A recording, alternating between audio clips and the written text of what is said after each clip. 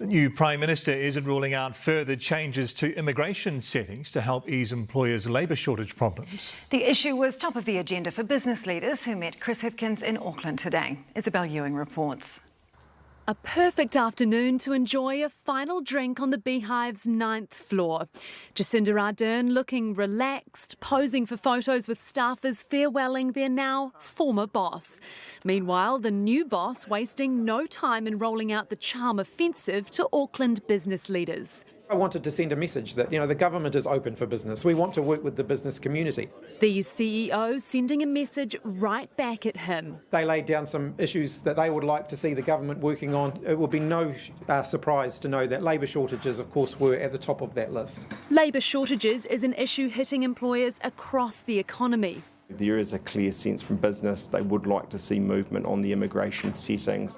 And Hipkins has clearly given that some thought. I certainly wouldn't rule out further changes. The conversation that I had with the business community, though, was about making sure that we're getting the balance right between activating the New Zealand workforce, getting Kiwis into work. Bakery owner Tony Keo is forced to work long shifts because he can't get workers. We start from 4 o'clock in the morning and finish 6 or 7 p.m. in the afternoon.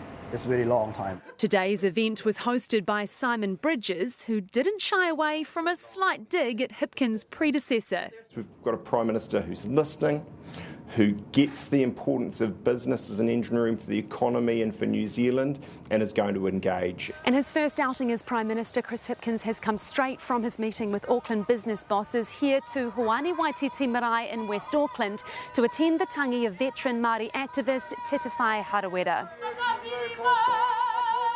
Welcomed with fellow Labour MPs and reading a message from Jacinda Ardern, her memory of Harawira each year at Waitangi. I hoped that what I had done in the past 12 months would have been good enough, because if I knew that if she didn't think so, I would soon be told. Hipkins aware it's now his own performance under review as business leaders and Kiwis wait for him to walk the talk. Isabel Ewing, Newshub. And National today took aim at the government for raising the minimum wage too high. Political editor Jenna Lynch joins us now. Kia ora, Jenna. So does this mean that National will not be increasing the minimum wage if elected?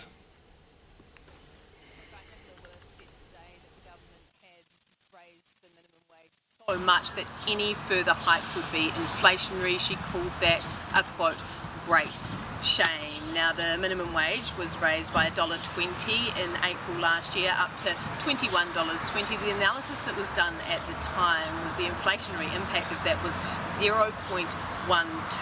This all raises the question, what would National do if it were elected? Would minimum wage hikes be off the table under a National government? I've just heard back from National and they seem to be walking back the line a bit, now saying that they would support a quote modest increase in the minimum wage, obviously realising that Nicola Willis effectively just told 300,000 workers earning the bare minimum, living on the breadline, that they are making too much money during a cost of living crisis. A crisis she has demanded that the government take action on.